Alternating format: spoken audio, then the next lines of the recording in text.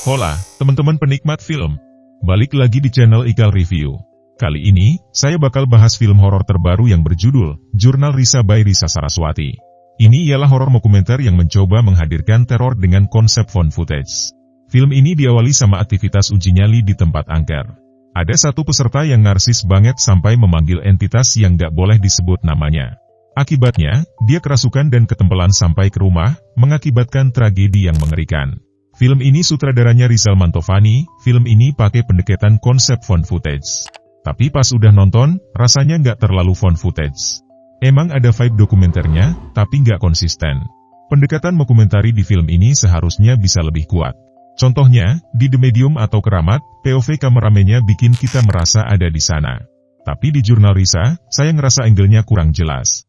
Apakah dari POV sinematografernya, atau dari kamera tim YouTube mereka? Awalnya, sih oke banget, kayak dokumenter profesional. Tapi lama-lama jadi monoton. Terus ada banyak adegan yang udah sering kita lihat di film horor lain, kayak mati lampu terus dikejar-kejar setan. Kalau kalian sering nonton film horor, pasti udah bosen sama yang kayak gini, udah sering banget. Cerita film ini sebenarnya punya potensi besar. Karakter-karakternya menarik, dan konsep, jangan sebut namanya, itu serem banget. Tapi eksekusinya kurang. Film ini punya pacing yang terlalu cepat. Penonton jadi tertinggal, belum sempat merasakan vibe horornya, konflik sudah langsung masuk. Konsep uji nyali ini sebenarnya menarik, ngingetin saya sama film The Medium, tapi, sayangnya, beberapa adegan terasa aneh, kayak kejadian di kamar Prinsa.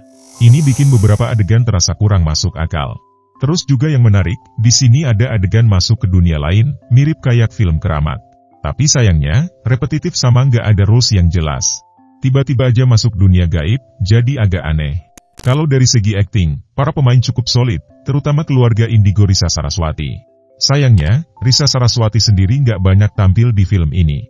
Nah ini salah satu kekurangan di film ini, background desa sama ritualnya kurang jelas. Padahal ini penting buat ngebuat dokumentari terasa nyata. Desa yang digambarin bikin bingung. Kayak desa ala-ala kanibal, tapi nggak jelas kenapa jadi kayak gitu. Harusnya found footage lebih bikin kita yakin sama cerita, bukan malah mempertanyakan.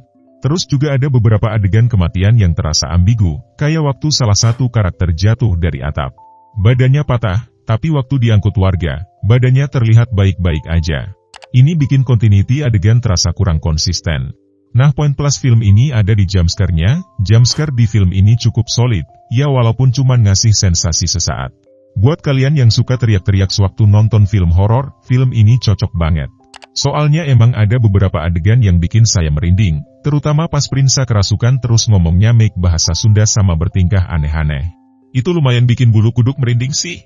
Terus juga pas dari CCTV lumayan senam jantung tuh. Nah tapi ada juga yang terasa over menurut saya. Beberapa adegan terasa dipaksakan, penempatan jumpscare-nya kadang terlalu banyak sama kurang konteks, cuman ngagetin tanpa build up yang baik. Nah terus kalau dari segi visualnya bagus, dengan konsep dokumenter dan found footage yang cukup menarik. Meski menurut saya, ada film yang masih lebih baik dari ini, film ini tetap ngasih pengalaman horor yang cukup. Jurnal Risa by Risa Saraswati jadi sebuah percobaan yang menarik buat mengangkat kisah horor berdasarkan konten YouTube yang populer. Tapi, film ini masih punya banyak kekurangan, terutama dalam penggarapan dan eksekusi cerita yang gak sepenuhnya memanfaatkan potensinya. Ya meskipun gitu, film ini nunjukin bahwa potensi cerita-cerita dari media sosial bisa diadaptasi ke dalam bentuk naratif yang lebih besar. Film ini masih bisa dinikmatin.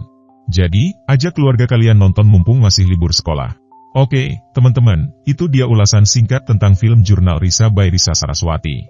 Boleh setuju boleh juga enggak, gimana kalian punya pendapat yang berbeda? Silahkan diskusi di kolom komentar Jurnal Risa. Terima kasih udah nonton video review ini. Jangan lupa klik tombol like kalau kalian suka, klik dislike kalau enggak suka, dan jangan lupa share, sama subscribe serta nyalain bel notifikasinya biar enggak ketinggalan review-review film terupdate lainnya. Aku Ikal, pamit undur diri. Sehat-sehat orang baik, dan sampai jumpa di video berikutnya.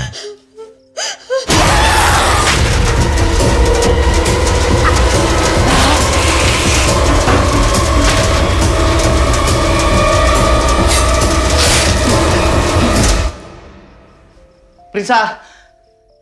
Prinsa!